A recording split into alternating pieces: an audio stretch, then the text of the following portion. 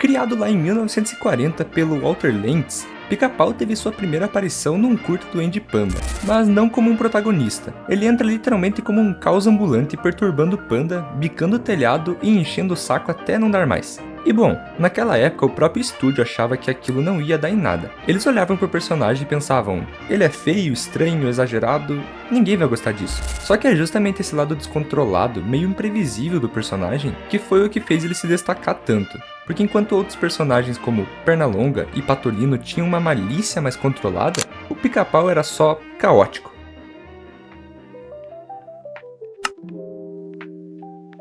Bom, a primeira fase do Pica-Pau é basicamente sem nenhum tipo de limite. Por exemplo, no episódio Pica-Pau Biruta, já dá pra ver isso muito claro.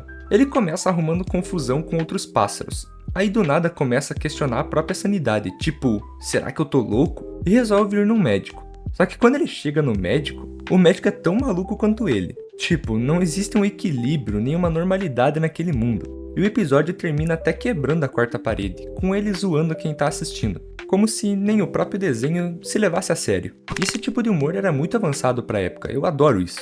Também tem um episódio do Rachador, que é basicamente ele atormentando um policial até o cara perder completamente a cabeça. O mais bizarro é que o episódio vai escalando de um jeito que você começa achando engraçado, depois fica meio, mano, até onde esse pássaro foi? Enfim, no final o policial tá completamente destruído psicologicamente. E pra piorar, o Pica-Pau ainda aparece depois e ele é o doutor que vai cuidar dele. É um humor bem mais ácido do que a gente lembra, mas, claro, é muito típico do Pica-Pau. Foi justamente isso que fez ele se destacar de outros desenhos. Porque, óbvio, na época todos os desenhos eram meio satirizados. Eles brincavam mais, digamos assim. Mas o Pica-Pau foi pra uma curva muito diferente.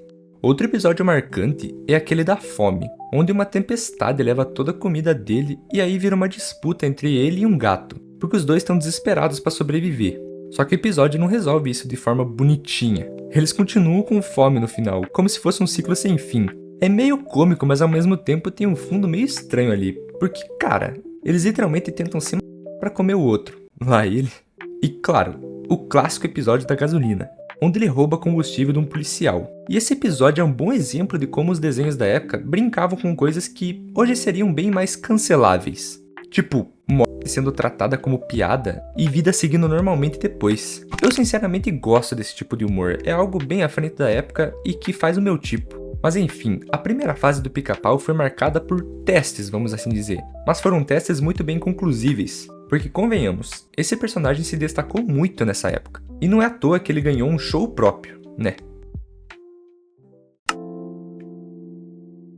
Bom, na segunda fase tem uma mudança clara no personagem.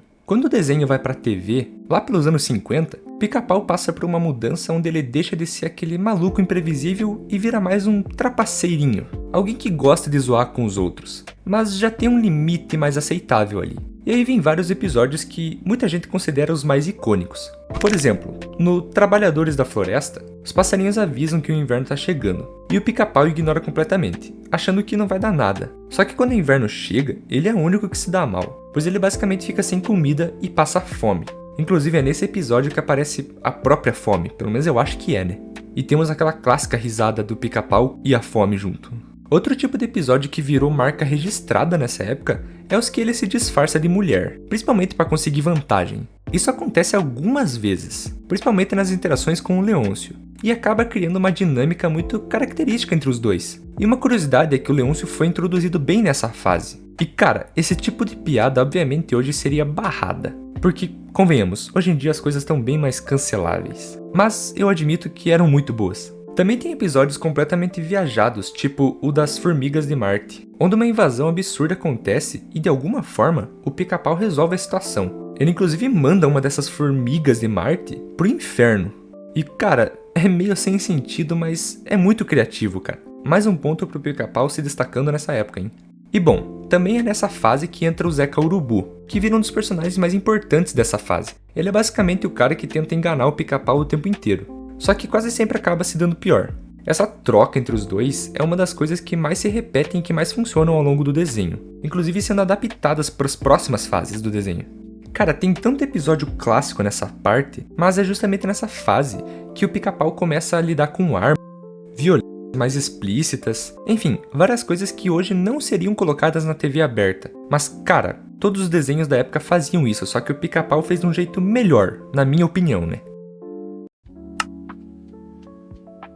Bom, já na terceira fase do desenho, lá entre 1999 e 2002, com o novo show do Pica-Pau, a mudança é muito mais estrutural. Agora o personagem é muito mais humano, por assim dizer. Ele tem casa, rotina, vizinhos e conflitos que são muito mais do dia a dia. Por exemplo, no episódio Férias Forjadas, o Zeca Urubu tenta enganar o Pica-Pau criando uma falsa viagem de luxo dentro da própria casa dele. É uma ideia simples, mas funciona porque mostra essa nova pegada mais pé no chão do desenho, onde o humor vem mais da situação do que de um caos absoluto ou uma violência mais explícita. Claro, muita gente sentiu falta da violência explícita no desenho, só que eles precisavam mudar porque eram outros tempos, sabe? Tem também episódios como o da terapia com a Minnie, que mostra um tipo de humor mais moderno, mais baseado em relacionamento entre personagens do que em destruição ou loucura. Enfim, de todas as fases, essa terceira que mostra menos situações mais canceláveis, por assim dizer. É uma fase mais pé no chão, mas eu ainda assisti os episódios dessa época e até que gostei. Óbvio, quando eu era criança, né? Hoje em dia eu não curto muito essa fase. Mas assim, é claro que as anteriores se destacaram muito mais. Foi onde o desenho ganhou realmente corpo, sabe? Ok, agora sendo sincero, eu gosto muito do Pica-Pau. Eu não quis problematizar o desenho aqui em nenhum momento.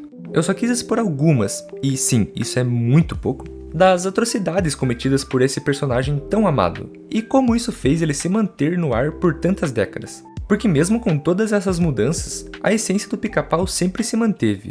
Por mais que nos novos reboots é um pouco diferente, mas é feito para outro público, então a gente tem que levar isso em consideração. O Pica-Pau sempre foi alguém que quebra as regras, que provoca, que tira os outros do sério, só que cada época moldou isso de um jeito diferente. Talvez seja por isso que ele continua sendo tão marcante, porque não importa se você viu a fase mais caótica que era lá no começo, a mais clássica que eu considero ser a segunda fase, ou a mais moderna.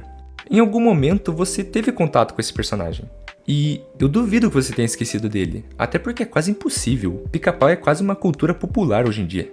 Pica-Pau é aquele tipo de personagem que atravessa gerações justamente por nunca ficar preso a uma versão só de si mesmo. E é isso que eu amo nele.